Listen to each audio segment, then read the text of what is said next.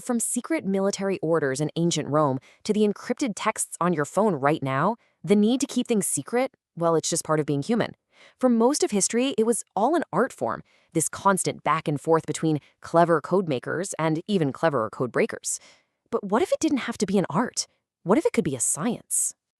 Right. That's the real question, isn't it? I mean, it's one thing to hope your code is tricky enough to fool someone. It's a whole other thing to actually prove with cold, hard math that it is impossible to break. And believe it or not, that proof arrived in 1949. A guy named Claude Shannon, an absolute genius, published this paper, Communication Theory of Secrecy Systems. And with this one document, he basically wrote the rulebook for all of modern encryption. So, if you're gonna turn an art into a science, the very first thing you need is a framework, a common language everyone can use. And that is exactly where Shannon began. He set out to create a universal model for any secrecy system. Okay, so this diagram, it might look a little simple, but don't let that fool you. This is the blueprint for the entire field of cryptography. It lays out all the players and all the pieces of the puzzle, from the person sending the secret to the person receiving it, and yeah, even the enemy's spy trying to listen in. Let's just quickly walk through the players in this game. You start with your message source. That's the secret info. To hide it, you need a key. The encipherer is just the method you use to mix the message and the key together. What comes out is the cryptogram, the scrambled gibberish that anyone can see. Now, your enemy cryptanalyst is the one trying to make sense of that gibberish. But for your friend, the decipherer on the other end uses the exact same key to unlock it and get the original message back. Simple, right? But here's the thing. Every single secure system fits into this model. Now, here's where Shannon's genius really kicks in. He said, look, this isn't just about swapping letters. He saw it as a system of mathematical transformations.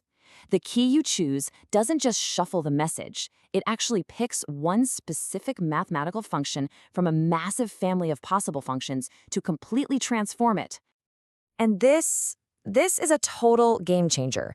Shannon made an assumption that is the bedrock of all modern security. He said, you have to assume the enemy knows everything about your method.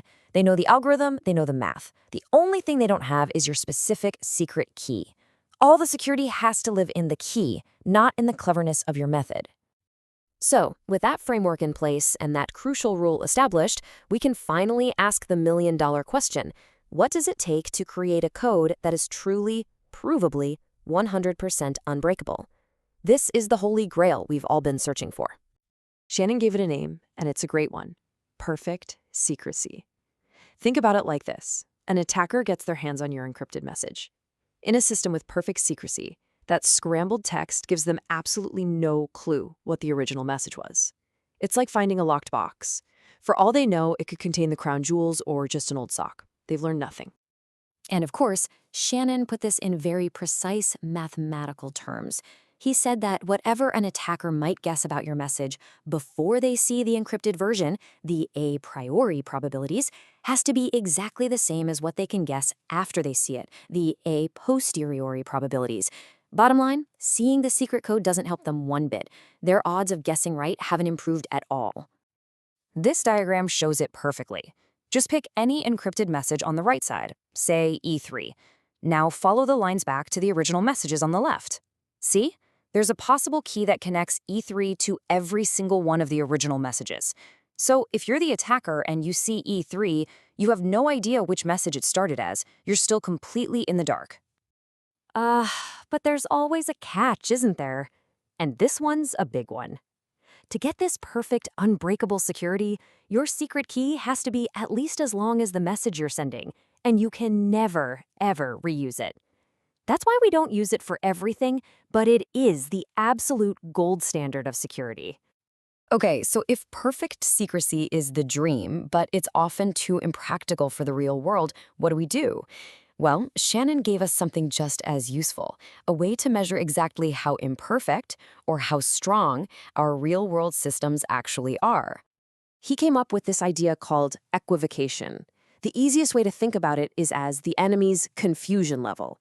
When they first get a short encrypted message, their confusion, their equivocation is really high. And if you're the code maker, your goal is to keep it that way for as long as possible.